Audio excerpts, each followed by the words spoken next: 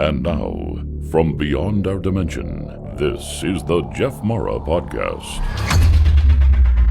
Here's Jeff. My guest is John Davis. After having 19 different intuitive readers tell him of the same past life, John decided to have a past life regression, and in doing so, he experienced that past life with Jesus. John, thank you so much for joining us today, and welcome. Well, Jeff, thank you for having me. I'm really excited to be here and share this story because I think it's an interesting story, but I also think it has some great messages in it as well. All right, what is the past life that they were telling you about? Well, let me just give you that in a quick story. I was a Renaissance Festival performer all over the country for many, many years, and I was traveling all over doing a comedy sword fighting show, and I found myself at a party in Canada and with a group of friends who were also Renaissance Festival performers, and a woman across the room started staring at me. And I thought, all right, this woman's checking me out. Mm-hmm. and what happened was she ended up standing up, walking across the room, and she says, "You know you were John the Beloved, right?" And I was like, who are you? It was very strange. And then I found out from other people that she was psychic, and there was all these things. And I grew up as a Catholic boy, and my mom had her master's degree in liturgy. Catholics are not very happy about psychics in general. And so we don't go down that route. So I was like, okay, thank you very much. Move on. Right. Mm-hmm. So then I went to a holistic festival with a friend of mine who was selling, I forget what she said, incense or something at this holistic festival. And I went to visit her, and I was walking down past where all the readers were. And this woman literally stops her reading and runs out and grabs my arm. They're saying, "You know, you're John the Beloved, right?" And I was like, oh my God, stop this crap. Don't go there, please. And then I'm at a Renaissance Festival in Maryland, and I'm talking to a friend of mine. We're just sitting on a bench talking. And in the middle of the conversation, she says, "You know, you were John the Beloved, right?" Well, this happened over and over and over again, 19 of them. And I'm like, no, I don't want this. I'm not going to be the guy who thinks he's Napoleon. I don't want any of this crap. And I found myself after 19 of them saying, okay, I'm not believing psychics. There's got to be another way. And I found a past life regression therapist in Washington, D.C., who took me in. And I went in, and at this point, I had already been a meditator for many years. I was very much into my personal growth already. And so I went in and I sat down, and she led me through a hypnoregression. It took 2 sessions. The first session is me getting used to her voice so she could regress me. And then the second session was the actual regression. And when she regressed me, it was unlike anything I'd ever experienced in my life, because it was literally viscerally being there. I could feel the wind. I could smell the air. I could feel the stones and the sand beneath my feet. And I was sitting there on the beach, and I had what looked like nets in my hand, and I was obviously tying them, like repairing rips in the nets. And I'm working on this net like this and looking around, and I see a boat on the shore, and the boat had a very specific feature on it that had this like the big C-shaped hook on the front of it, which I had no idea. I'd never seen that on a boat before. And then I would look down, and I'm wearing this little thing that looks like a mid-thigh sort of tunic-y thing. And I'm like, okay, this makes no sense, because apostles all wore robes, didn't they? Right. Mm-hmm. Well, after doing a little bit of research after the fact, I discovered that the C-shaped hook was on Galilean fishing boats. They would cast their nets off to the side, and then they would use this hook on the front to hook their rope in and pull so that the nets would come beside the boat so they could pull the fish in. And what I was wearing is something known as a fisher's coat, because when the fishermen in that time period would go out in the boats, they wouldn't wear their robes, because if you fell in the water covered in robes, you would drown. Mm. So they wore this thing called a fisher's coat, which is what I was wearing. And it's actually referenced in the Bible. But I'm sitting there, and I'm working on these nets in my fisher's coat with my boats off to the shore. And I look over to my left, and there's a group of people, and they're very excited. And I get up, and I walk over just to see what it is. And as I get there, I push my way into the crowd, and there, standing in the middle of this crowd, is this guy who I referred to as Yeshua ben Joseph. But when I saw him, you hear me start to gasp in the regression. And the regression is available on my website if people want to get that. But I see him in front of me, and I'm getting anxious, and I'm panting. I'm and she says, "What is it?" I said, "It's him." Right. And that's all I could say. And he looked at me, he walked over, and he put his hand out, and he placed his hand on my chest. And I had an experience where I experienced my oneness with unconditional love without any of my fears or anxieties. And I literally left this plane, and the regressionist is very confused. She's sitting there saying, because she's hearing me go, and I actually, when I released my regression, I had to take a chunk of the audio out because it sounded like I was, well, never mind. We won't say what it sounded like, but I was moaning for a long time. Right. And she says, are you with him or are you him? And my response was, I'm within him. And I was experiencing the oneness, the unconditional love of God, source, consciousness, yada, yada, whatever you want to call it. And I was just immersed in it. And then the regressionist says, let's go to the next important moment. And the next important moment was him walking away, letting me feel all my fears and anxieties again. And suddenly I go, I have to be with him. I have to go. And as a Catholic, you always wonder why the apostles would just get up and walk away from their life. Mm-hmm. Well, now I knew completely why. He showed me a glimpse of everything, and it's all pure unconditional love. And then he took it away, and I was like, oh crap, I got to go with him. Mm-hmm. And so that was the introduction. Then as she was leading me through, the regressionist was following her standard procedure. And she says, how would you feel about seeing his death? Now, in her mind, she was thinking the death of John. But in John's life, the only thing that was important was Yeshua ben Joseph, Jesus. And so I went and I witnessed the crucifixion in my regression. And you hear me in the regression screaming at the top of my lungs, and and she had to bring me back out of it. And then after it was all said and done, and there was all kinds of interesting messages that came out in the regression as well.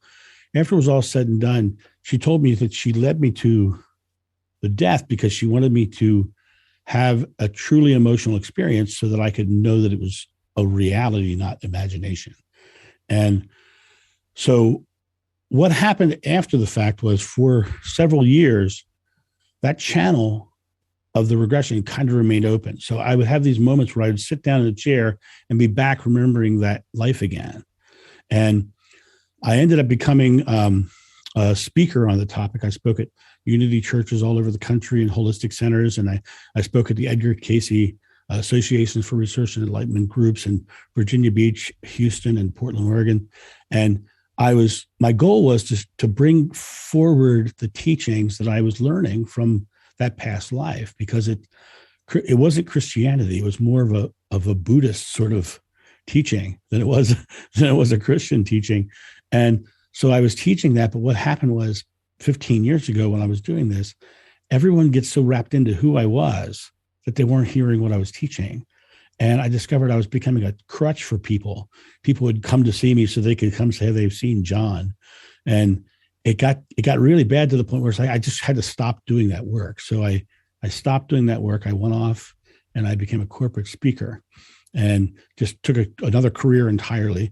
But I kept sneaking my messages into the corporate environment using their vocabulary. And then 5 weeks ago, I was basically told to get back to work. And I booked an interview with Kim Carey of the Intuitive View YouTube channel. And on the morning of that interview, I had put up my YouTube channel. Two of my friends and my sister signed up as subscribers. So I had 4 subscribers. Mm-hmm. We did the interview. The next morning I had 300 subscribers, and it was overnight. And in the past 5 weeks, I put up 92 videos talking about the teachings that I've learned from that past life. Let me ask you a few things right off the bat. When you say John the Beloved, is that the same thing as John the Baptist? Nope. And that's probably the number one question I asked. Well, I'm glad I asked. Yeah. Okay. John the Beloved was the the man in the wilderness who foretold of Jesus's coming, and John the Beloved was one of the apostles. So John the Beloved was, whenever you see the paintings of the Last Supper, Right. John the Beloved was the one, the little waif that everyone says looks like a woman in the painting, right. That's John the Beloved. John had a brother. His name was James. They were the sons of Zebedee. And my name was Yochanan ben Zebedee. And Jesus called me Hannah. And so I have those very visceral memories. The biggest message out of the whole thing is that Jeshua ben Joseph was a man who had a greater understanding of his connection with Source. He was not a separate entity that we bow down to. He was a man with information telling us what we can do to reach his level. And that's interesting that his name is Jeshua ben Joseph. Yeah, Ben meaning son of Joseph. Son of Joseph. Okay. Did people at the time call him Jeshua, or what was he referred to as? His nickname was Isa. And what's really interesting about that is if you read the Quran, they refer to him as Isa in the Quran. And if you go to India and you're traveling through India, which I've spent some time in India, they'll tell you about the prophet Isa who traveled all through India. And they'll tell you exactly when it was. And then when you ask them what happened to Isa at the end, they say he went back to his country and was crucified. Basically, the time that Jesus is not in the Bible, between the childhood and when he comes back at 30, all those years, according to the Hindus, he was traveling in India and studying with gurus and teachers, and they can tell you right where he was, and they have the whole story of the prophet Isa in India. And so it's fascinating because now, after hearing the name Isa, I met somebody else who had a past life memory of that time period, and she remembers calling him Isa.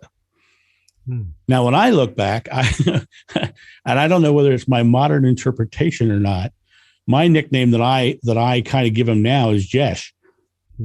You're right, but they supposedly called him Isa because that's what she got. That's what the Quran says. That's what the Indians say. So I'll go with that as the nickname. I believe I've seen a video a long time ago that said after Jesus was resurrected or whatever happened to him, he didn't die and from the crucifixion. He went back to India and he finally died there. And I think they have like his grave protected like 24 hours a day. Do you know anything of that story? That's the first time I've heard that. I've heard multiple stories, and I can tell you the things that I have from memory. I remember the crucifixion very viscerally. I remember carrying him to a tomb. So I know he went to a tomb. I remember seeing him after that. And I remember dropping to my face in the sand in front of him, thinking, oh my God, what am I seeing? There's in a lot of the Hindu texts, they talk about a lot of the gurus would do things like they would come to a raging river, and the river would be raging, and they couldn't wade across it. So what they would do is they would project their consciousness to the other side of the river, and then remanifest their body around it. And it's my belief that what the resurrection was Jeshua left the body and went to his higher consciousness, or what I would call his Holy Spirit self, because I believe the interpretation of the Trinity is wrong. I believe the Holy Spirit is our essence without fear. And we come into this body to experience fear so that we can have a reference so that we can understand love fully. You have to have the opposite scientifically, have our baseline to understand that connection. And what I believe happened with Jeshua was he went to his higher form, his higher self, and then remanifested the body to teach. But then I believe he also went back and stayed on the other side afterwards.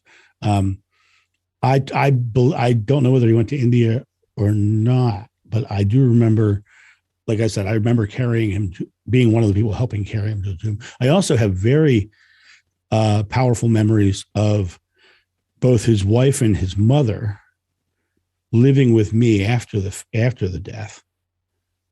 His wife was Mary Magdalene, and then his mother, of course, Mother Mary. But they came and they stayed with John in Galilee, and eventually what happened was Mary Magdalene's parents or family came to Galilee to get her and take her back to Magdala, and then Mother Mary died there in Galilee, and that's when John went back on the road teaching. He didn't leave them until they were taken care of or gone. Do you remember if Mother Mary had any abilities at all or anything like that? She understood her divinity, but that's an interesting statement because she also understood everybody's divinity. She understood that we all have the same potentials. And just like her son would say, greater works than I've done, you will do. She believed that it was everyone's potential. Everyone talks about the special abilities. Let's just to talk about what the biggest special ability that everybody knows is the healings, right? Jeshua was someone who truly understood that he can come there with healing intent, but unless the person takes the belief in the healing, it will never happen. And that's why you hear in the Bible, it says, it's your faith that heals you. Something else that's in the Bible that doesn't get talked about was the disciples and Jesus would bypass a city known as Beth Shean, which is the ruins of Beth Shean are there, and they know which city he's talking about. They wouldn't go to Beth Shean because they knew him as the son of a carpenter, and the healings wouldn't happen there because they couldn't put faith in the son of a carpenter. Yeah. And so it all comes down to coming with healing intent and being a vessel for healing to come through, but nothing happens without the person taking the faith, because we are the creators of our experience. And so when I started doing work as myself, I would do the same thing. Mary would do the same thing. She would come there with healing intent. And then both her son and her were very good at talking people into belief. We're showing them what to believe or putting belief in something, in the healing. And so special abilities, yes, she had special abilities of convincing people to take the healings and take that work. Does that make sense? Yeah. Did you get any indication if Jesus was of a divine birth or Joseph was his father? Joseph was his father. That's what we were always told. Joseph died before the crucifixion. What I find interesting is when I'm a scientifically minded person, typically. That's why I went to a regression therapist rather than listen to psychics. It wasn't my thing. So when all this started happening, I started doing as much possible research as I can. And one of the things that I found really, really fascinating was how many virgin births there were. And Horus was a virgin birth. The majority of the virgin births that you hear about in history were Roman virgin births. Even Plato is said to have been born of a virgin. So it was a very big virgin birth thing in mythology back then. And so most of the mythologies that have been wrapped around Jeshua didn't happen until 325, when the Nicene Council was created by Constantine. And he started putting a lot of Roman and pagan thought on it. That's why the holidays are where they are. The holidays are all placed around pagan holidays so that it's easier to transition pagans into Christianity. So there's a lot going on there. And it's one of the things that I find, I consider myself a recovering Catholic, right? Because I'm still dealing with some of the guilt that was thrust upon me at birth, right? You're a sinner, right? But when I look at it now, is the story that I know, to me, is more miraculous, because he could be divine, which makes him separate and different, and but what he always said was, no, I am just doing what you're capable of. And this is how you do it. At one point, he says, I have conquered the world, so you don't have to lament. And he's not saying he himself. He's saying, look, I'm proof. You don't have to worry about this, because look, it can be done. And that was the thing that always amazed me, is that the story of this person who reached this enlightenment and this level of achievement, and was telling us, this is how you do it, this is what it is a much better story than a virgin birth, in my opinion. Did you get any indication of the history of his life? Like, how did he set off on his mystical journey from the first place? Yeah, well, actually, I'm very fortunate because I did have a lot of memories of talking with him directly, and he was. Let me put it to you this way: when children are born, they are closer to the other side than we are. They have just come from the unconditional love of Source, right? My son, when he was 6 years old, told me flat out. He says, God told me, Daddy, God told me He's in everything and everyone, and we control the God part inside of us. And that's what my son told me at 6. Mm-hmm. Jeshua was one of those kids who came through remembering his higher self, remembering the information from his higher self. So he started teaching at a very young age. And, and there's a story in the Bible, he goes to the temple and all the elders are surrounding him because he's teaching as a child. Mm-hmm. And then what happened was, as he started teaching, he decided to also learn and study. And that's when he went off to India and traveled around and spoke and taught and learned from all kinds of people, all kinds of gurus and teachers. And also he taught them as well. And then when he came back to Israel after his travels, he brought back not only his innate knowledge from higher self and higher source, but the teachings and the trappings of others as well. And he brought it back and it made it real, made it realized or realizable, better word, makes it so we can realize it, we can create it. And so he was creating this method of saying, okay, do this, do this, do this. And it really came down to the fact that our fears literally are our fears. We have these fears specifically to measure and feel the separation of Source, because in reality, the separation of Source itself is a gift. Because if you were constantly in unconditional love all the time, you wouldn't know what it was without feeling the opposite. And the fear is what he was teaching. So he was saying, yes, though you walk through the valley of the shadow is from the Old Testament, right? Those kind of teachings of your fear is there and you're going to experience it, but realize that you are more than your fears. You are greater than your fears. The toughest thing is, and when I do my personal studies, I go back and I look at all the Old Testament and everything. The story of Adam and Eve to me is a fascinating story because, not to mention the fact that their kids suddenly found wives, which I have no idea how that happened. But, but when you listen to that story, they always try to make Eve out as the villain. But there was a serpent there as well, right? But what was the real transgression that happened in that story? It wasn't the serpent, it wasn't Eve, it wasn't Adam. It was plucking from the tree of knowledge. Plucking from the tree of knowledge. So what does that mean? It means we get too deep into our head rather than in our heart and in our feeling. We get so deep into the concepts around the Source that we've lost the feeling aspect of it. And spirituality is a feeling, not a thinking. And so you have to get back into the feeling aspect of it. In modern New Age linguistics or language, they would say the masculine or the feminine. Well, the masculine is the thinking brain. The feminine is the feeling heart. And so it's not a gender thing. It's a focus thing. Are we focused on thinking our way through this? Or are we focused on feeling our way through this? We have to come back to a place of feeling, because all the troubles we seem to have right now is because people are thinking things rather than feeling the goodness in people's hearts. I've traveled to 30 countries around the world.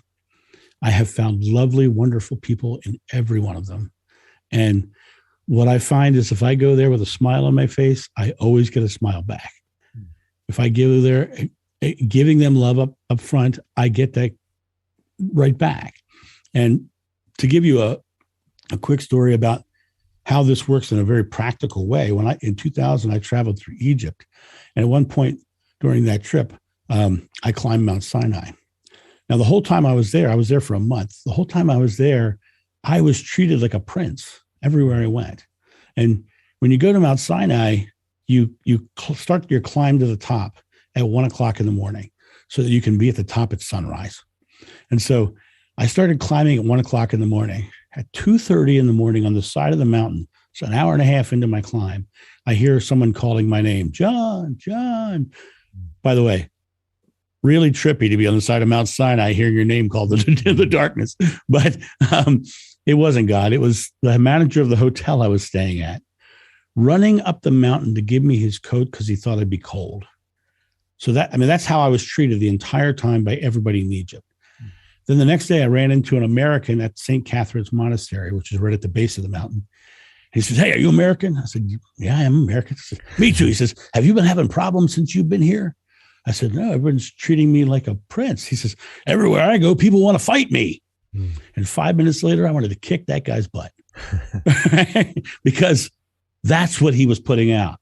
What he was sowing, he was reaping. What he was putting out, when he was giving love, he was getting. If you're giving love, you're getting love. If you're putting out anger and fear, which is what he was putting out, then it's going to come back to him that way. So, a lot of people get lost in how we ask God for things. They have their specific prayers and the way they do things. God is based on focus. He's not focused on positive or negative at all. He's focused on what you're focused on. Ask and it is given. It doesn't say ask and if it's positive, I'll give it to you. It says ask and it is given. So if you're focused on negative, you will see negative. If you're focused on positive, you will see positive. In Egypt, I was focused on positive experiences. He was focused on negative experiences, and we both got exactly what we asked for. Do you know if Jesus and Mary Magdalene had a child? This is another big question I get. And this actually became very popular after Dan Brown wrote the Da Vinci Code. Mm-hmm. Everyone was like, "Oh, they must have had a child." No, went off to France and all this stuff. Yeah. Here's what I know. After the crucifixion, Mary Magdalene lived with me, and she was not pregnant. And then her family came from Magdala to get her, to take her home, because she was no longer with Jeshua. Okay. So, and I get that. That's another big question I get. But a lot of that didn't even come into existence until that movie came out. Can you give us some examples of the teachings that you learned from Jesus? Yes. That's the best. Let's first start talking about the Trinity, because that's the big one. Because is he the Son of God, right? That idea of the Son of God did not happen until the Nicene Council, when they actually had a vote: is he a man or is he Son of God? The way it's described to me by Jeshua, this idea of Trinity, is there's this God consciousness that we're all a part of.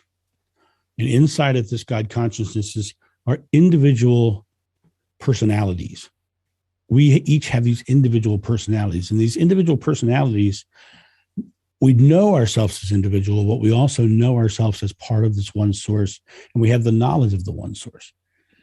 And then what happens is, so if you picture it this way, here's the God consciousness, and then these individual personalities look like little spikes coming off of the God consciousness. Here's where the individuality is, still connected to everything. But as these spikes come down lower, and they come down to what we would call the physical plane, down here in the base bottom of the physical plane is the place where we have fear. And the reason we were given this fear was specifically to know God fully. And the reality is that in knowing the separation, you have the ability to then go, okay, I know what I'm supposed to bring to the world. He said, greater works than I have done, you will do. You're the creator of your experience. Those are big lessons. He also, another big lesson, he said, you have to recognize that loving unconditional God that everyone talks about is in your everyday. It's in every one of your moments. There's only one moment that you experience, and it's your present moment. Or as they would say, the I am moment. He would say, if you want something in your life, you have to get very much focused in the here and now, because most people sit in this moment and they think about what they want to do or what was done to them in the past. Whereas in reality, every piece of your creation happens in this present moment. That's why amen means so be it, not so will it be or so it was. And that's why when in the Old Testament, it says, not the Old Testament, I forget which book it is. It says, whatever you ask in God's name is granted. That's New Testament. But in the Old Testament, Moses climbed the mountain and got to the top, and it said, talked to the burning bush, said, "What's your name?" And the bush said, "I am that I am." So God's name is I am that I am, or I am for short, right? So I am is also present moment statement. So the encapsulation of your creative life is all in this present moment. And you can live it lovingly and experience love in your life, or you can live it fearfully and experience fear in your life. You have the ability to create any aspect of your life. And the people who are in the fear tend to look at the world as something that's out to get them. When in reality, you can say, do you remember that person, that aunt that loved you unconditionally? That was love. That was the God. That was the source right there. So the source is around you all the time. You're not out in the wilderness. You're only out in the wilderness in your mind, in your thoughts. What you think you become, you create your world, is what Buddha said. In the Bible, it says, as a man thinketh, so is he. Our creative experience comes from our thoughts, our mind. And our mind is that tree of knowledge that I talked about just a little while ago, that idea of tapping into information more so than feeling. And so he would say, as I said, well, he wouldn't say, but I say it's a feeling, not a thinking, right? It comes down to that space. He also, the other thing that came out very clearly in that regression, especially, and you hear me say it in the regression under hypnosis, I say, it's all far simpler than we make it. It's so simple that we have a hard time grasping it because it's so simple. So that is how religions and all these things sprung up. It was them trying to put structure around something so simple that we can't get it, because it really does come down to just a feeling. It comes down to just being in that loving feeling. And Jeshua could walk into a room and people would turn and look at him because they could feel his presence, right? But most of us have had that exact same experience. I mean, you walk into a room after there's been an argument, most of us go, "Ooh, this room feels bad," right? That's that feeling, right? And when you've also probably known somebody who's walked in the room, you're like, "Ooh, look at them," and you have that feeling. It's so simple. It's a matter of being in that feeling space. And that's the core essence of his teachings, is deliver the feeling of love, and you'll get the feeling of love back, and you'll mitigate your fears altogether. One of the simplest tools you can use is just when you're walking through your life, going through the grocery store, put a smile on your face, and just out of an experience, watch what happens to the people you pass when you're just walking along smiling for no reason. You will literally see people do double takes. They'll go because they're shocked by it, right? And then what happens next? They smile back, because the feeling that you're giving the love of God or source or consciousness, yada, yada, whatever you want to call it. I say God because Mom was Catholic and she would have kicked my butt if I didn't refer to it as God, but you can call it whatever you want. It's just love. It's just that pure essence of love. And if you can, we're all heading back to that pure essence of love. Did you get any indication of why we keep reincarnating and coming back over and over again? It's a great question, because I get the reincarnation stuff a lot because of the past life, of course. The why of it is interesting. I think that all of us, I have these memories from John the Beloved's life. I don't necessarily know whether I am the one, right? I think there could be 100 of us with the same memories. There could be an army of Johns out there. I think reincarnation in general is just tapping into memories from a life, whether it's mine or someone else's. And I think probably there's a lot of people out there who might have the same memories or have the same experiences. I think the whole separation from source and this life is literally for experience. And I think that we keep reincarnating because we're basically separating from source over and over again and coming down here to experience the separation. If I liken it to this, imagine you're in a room made of nothing but pure unconditional love. And right next to you've got a fog machine that spews fear, right? Well, the biggest lesson I can give to someone is to say, listen, you're in a room and you've got your hand on the dial. And you can crank this dial all the way up and see nothing of love, or you can crank it way down and see a lot of love. But you're in control. Your hand is on the dial. You're the one who is controlling your fears and anxieties. And the only way you do that is by getting very present and making conscious, active choices to live lovingly. And if you can do that, you can change anything. Sounds like that you are saying that maybe you had just experienced his life and other people has experienced his life as well. But what makes me curious is, why did these 19 people say that you're him? You know, I have no idea as to why. All I know is that it happened. I know that I didn't want it to happen in any way, shape, or form. And I went through a dark night of the soul trying to avoid this thing because I didn't want to be that guy. Mm-hmm. When I had 19 psychics tell me, and then I was like, okay, I'm done. I can't do this anymore. But I was still very interested in like Edgar Cayce at this point now, because it was like, okay, this guy's at least documented. And I bought a book called Edgar Cayce on the Millennium, a little tiny paperback book by Jess Stern. And I'm just reading the book, like, what's he claiming is going to happen in the future, right? And all of a sudden, I come to a page and it says, John the Beloved will again be named John. And I was like, oh man. And so it got to the point where it's just like, I have to look into it anyway. I don't have direct knowledge as to reincarnation or why or any of this. I don't have that in my head. The only thing I can really tap into is the memories of what I did get and the intuition that I get from those memories. But if I don't know something, I won't say that I know it, because I think that's really wrong. I think a lot of the modern new age gurus will tell you what you're supposed to believe. And I think it limits your ability to find what you want to do. The greatest lesson I ever got from my mother, when I turned 18. Now, my mom, she was Catholic beyond Catholic. She had her master's degree in liturgy. Mm-hmm. She was head of liturgical doctrine at my Catholic church. Mm-hmm. And when I turned 18, she said to me, John, spirituality is a personal journey. You need to discover what you believe. And she sent me on my merry way. And I started studying, meditation and Buddhism and Hinduism and atheism. And I studied everything I could possibly study. I studied because I wanted to find out what it was all about. And it was one of the greatest lessons that I could have possibly gotten. But I can't, when the regression stuff started happening and all that past life memory started coming up, I realized what I didn't know.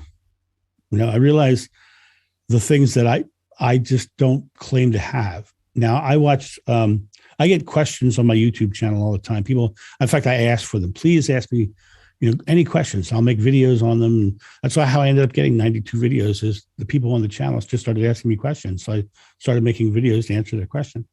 And the thing that was really interesting to me is, as we were moving through these questions, I would find these questions that I just had no clue. And I would say, I don't have that information. And I found that people really liked the fact that I didn't claim to know something. But somebody sent me a message saying they were talking to another psychic or another reader. I don't consider myself psychic in any way, shape, or form. I consider myself just someone open, and whatever comes. They were talking to somebody else who told them that they were going to die soon. And they were terrified. And I think that's, and they also said that make sure you don't cremate any of your loved ones, because even after death, they could still feel the body and you're burning them alive. Right. So these are beliefs put on by these new age gurus, and these people are terrified of these things, and I'm like, there's no way, there's no way that they know. I have had out of body experiences. I have done astral travel in my work. I have been in a space where I went across and was standing in a pure expanse of unconditional love. And someone said, you're not supposed to be here yet. And I fell back into body. But the thing that happened when I had those experiences, I did not feel my body, because you're separate from the body. The body is manifestation of the physical realm, and you are not there.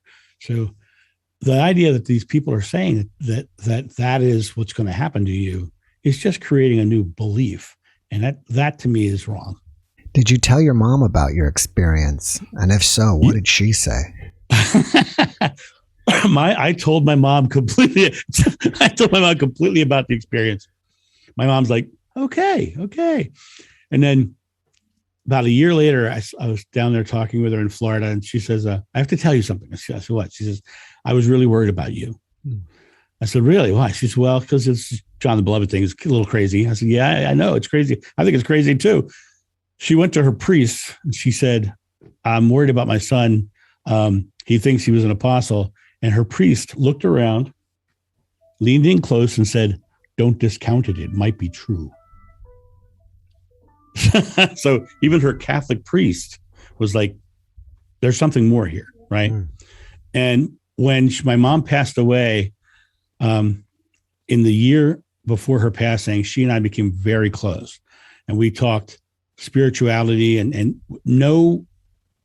there was never an argument, never a discussion. It was all about belief and structure and going to the other side and what that was going to be like. And when she passed away, they were cleaning out her house and she found a file folder about this thick of all the stuff she had found out about me online about that past life stuff. She was way into it. Have you ever heard of the book Urantia? I have heard of it. I have not read it. I haven't read. I mean, it's a giant book with, I think, like 2,000 pages, and I've broken it up into 4 sections. And I had a Urantia expert on before, and one part of it, or 1/4 of it, is about the life of Jesus. And the book is supposedly channeled by somebody, and these 2 doctors back in the 1930s or 20s, they thought they just had a crazy patient, and he just kept channeling all this stuff, and they wrote it down, and there's more story to it. But I was curious if you have ever read it, because in the book they go through, it's like an extension of the Bible. There's all these stories in there that are not in the Bible and continuations. And for example, I believe Jesus's birthday is like in September. Yeah. And I would be curious if you had read that and if you correlate your experiences with what's in that book. I don't know the books. I really don't. But as far as his birthday is concerned, we didn't celebrate birthdays back then. We think he was born in the fall, or when it's time to harvest or whatever. But so it wasn't a birthday thing. The reason, according to everything I've seen in my studies, is the reason it's in December is because that was close to the pagan holiday, and so they put his birthday near the pagan holiday. The other book that very similar to what you're talking about is called The Second Coming of Christ by Yogananda, and that is a fascinating read. It's 2 thick books like this, but he talks about the New Testament and Jesus's teachings side by side with Hinduism, and a lot of that is him tapping into source and the Christ consciousness to answer questions as well, and that's a fascinating read. But as far as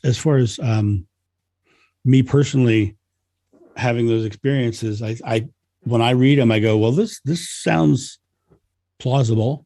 And then there are other things that I read that says, well, I don't know about that. I'm just like everybody else when I read those things. And like I said, I've known a lot of people who want to channel Jesus for me. And I can tell you, when you say you've had this kind of past life memory, psychics come out of the woodwork to channel for you. And you get two things. You get psychics who want to channel for you or read for you. And then you get people who want you to verify their past life.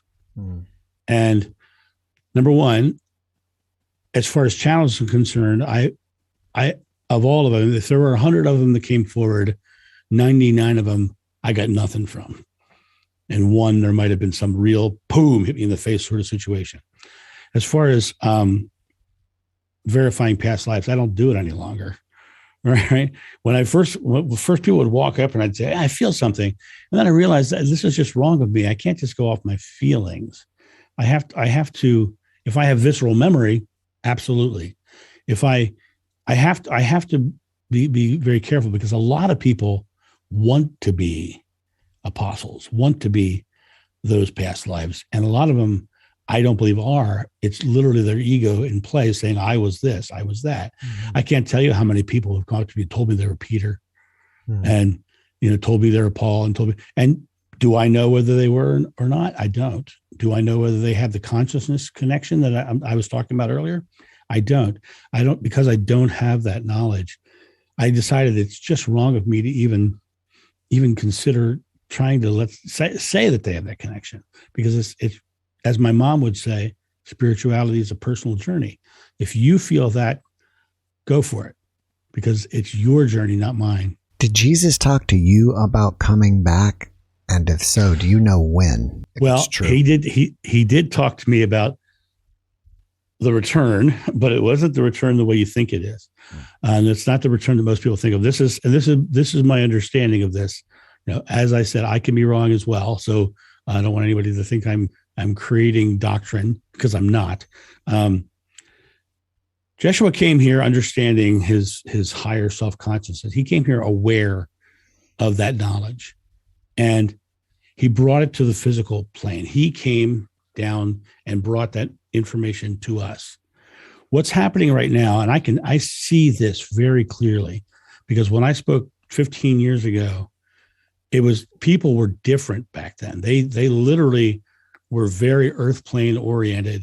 And now, as I'm speaking, they are very much, they want the information now, and they're very much raising their consciousness. I believe the second coming is a raising of consciousness of the masses up into and closer to that higher self that he is at. So it's raising the Christ consciousness. Now, the word Christ is a word that was added later on. It just means anointed one. Mm-hmm. And basically what's happening right now is we are stepping into that space of his teachings, where we are coming up to that place and I talk to people all the time who say, yeah, it just feels right. Or like my channel, like I said, I put up 92 videos, and it's all the teachings. And, a lot of the teachings come off of their questions. They give me a question and I come back out with the answers. But the most gratifying thing that I see is, years ago, people wouldn't say this feels right, or I believe this feels like truth to me. What I get now is people are saying, oh my God, I've been wanting to hear this for years. And I've always known that to be true, but I've never heard anybody say it. And now they're saying, this is, so there's a difference. Now they're no longer in their head.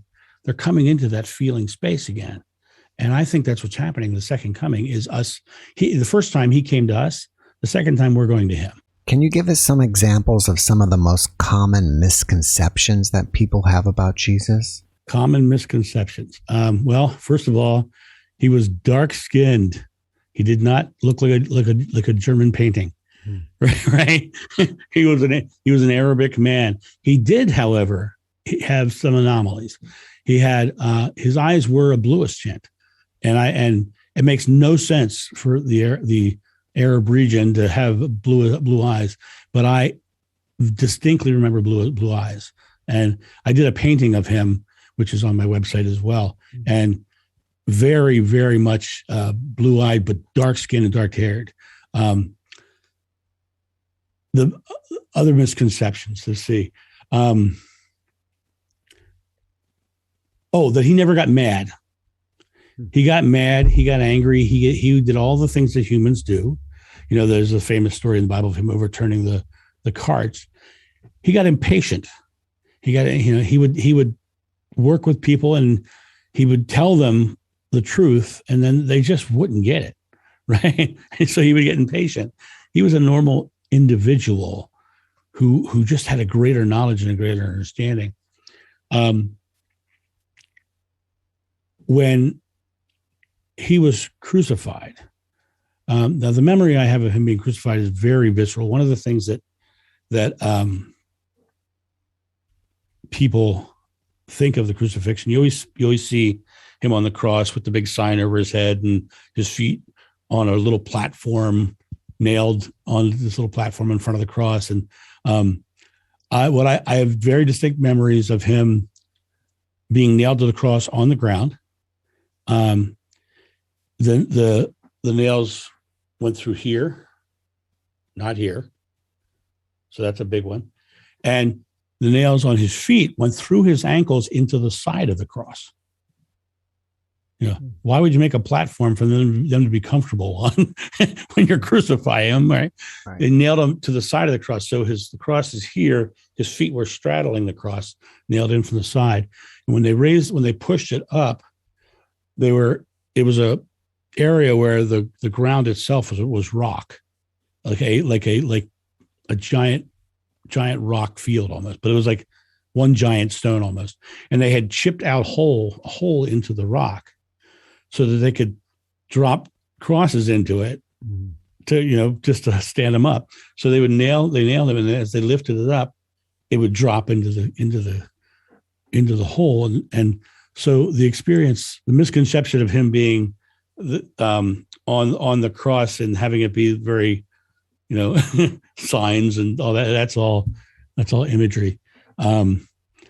See what else? We've already talked about the virgin birth. Well, let me ask you this. Was Jesus crucified for the reasons that we get from the Bible, or were there other reasons? Think about this. He was becoming very popular, and he was telling people that they had the power to create.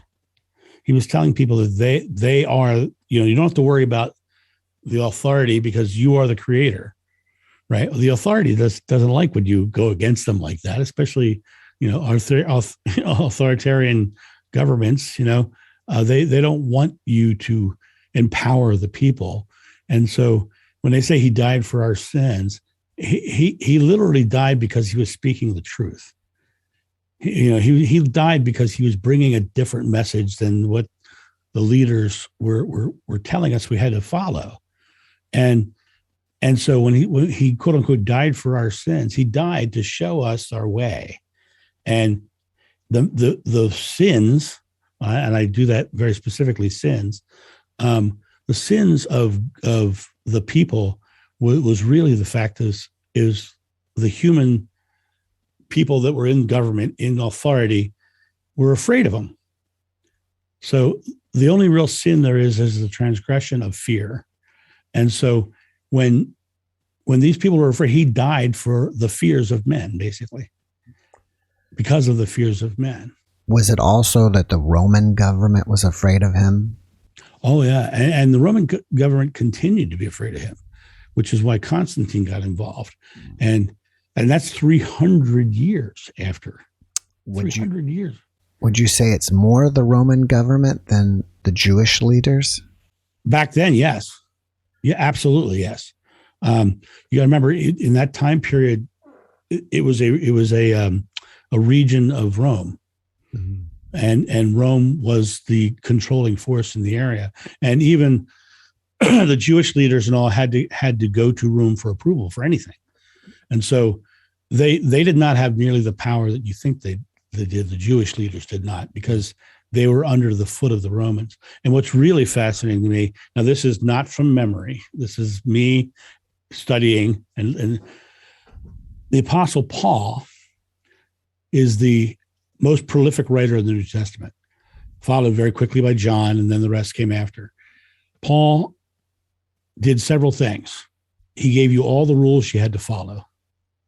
And one of the rules he gave was no man can grow his hair longer than his shoulder, because that was the length that Jesus wore his hair, supposedly. Well, in that time period, Jewish men wore long hair. The only ones who didn't wear long hair were Romans. And so the other thing is, Paul was a Roman citizen. So he was a part of Rome. And then he, in the Bible, talks about him being imprisoned in the home of Governor Felix. And then it also says he taught him about Christianity while he was there. So in other words, he lived with a Roman governor in a palace for most of his career. So the question has to be, if he was a Roman citizen and he was living with a Roman governor and he was giving all these pagans who were becoming Christians the rules they had to follow, was he someone who was doing Rome's bidding or not? I don't know, but it's something you have to extrapolate from what he was saying and doing. Eventually he was martyred. The question is, did he have an awakening that changed his mind? You also have to remember that Paul was the only apostle and like I said, the most prolific writer in the Bible of the New Testament, who never met Jesus in life. He supposedly met him as a vision on the road to Damascus, and that's how he supposedly met him. So I don't know. In fact, it's one of the things I have no memories of Paul because he didn't walk with us. I didn't, he wasn't there with us, so I have no memories of Paul. So that's one thing, and then of course when the Nicene Council got formed, Emperor Constantine came to the Nicene Council dressed as the pagan sun god, documented, and did not get baptized until his deathbed, documented. So he lived his life as a pagan and then went to a Christian heaven, supposedly. All right. And then, toga. And then the other thing is his all the holy sites that we know of from the Bible were all pegged by his mother, who he sent to the Holy Land to find all the holy sites. And the Church of the Holy Sepulchre is built on the spot that his mother said was the site. And then the Mount Sinai that I climbed is the mountain that she claimed was the site. Now, archaeologists say that that was not the site because it doesn't match the description of how they traveled, right? So the archaeologists say, we're dubious, and they say that Mount Ararat in Saudi Arabia is actually the mountain. And they've done scans around Mount Ararat, and they've found gold offerings around the base of the mountain in over there, which is interesting.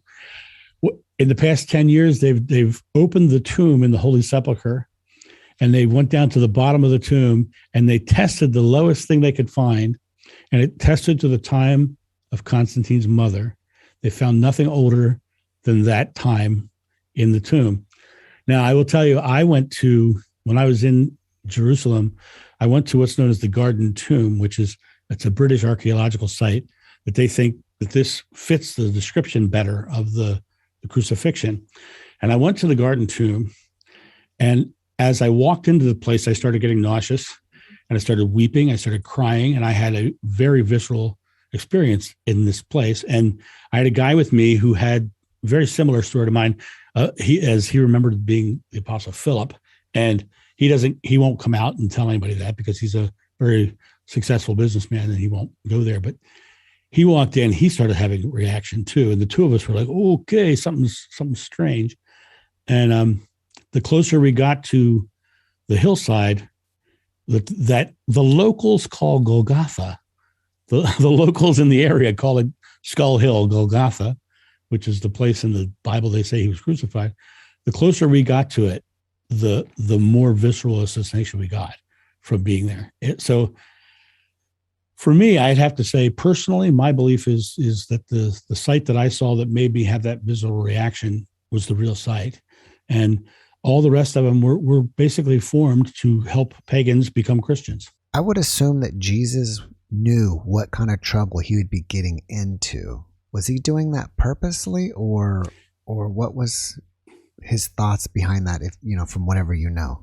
He absolutely knew that what he was saying was controversial and could get him killed, but he also knew he had to say it. He also knew he had to bring the information out because, well, think about it this way. Martyrs are remembered, throughout history. It's the only reason we're still talking about him is because martyrs are remembered. He died, and then all these other people died for him. His brother James martyred, Apostle Paul martyred. The only one of the apostles that survived until he died naturally was John. Everybody else was martyred, right? So the idea of